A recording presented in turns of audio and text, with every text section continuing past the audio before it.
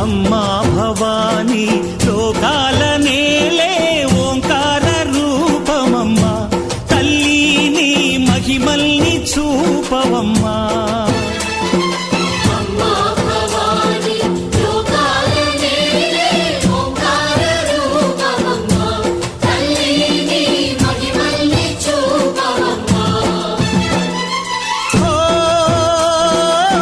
సృష్టికే దీపమా, శక్తికే మూలమా, సింహరథమే నీదమ్మా.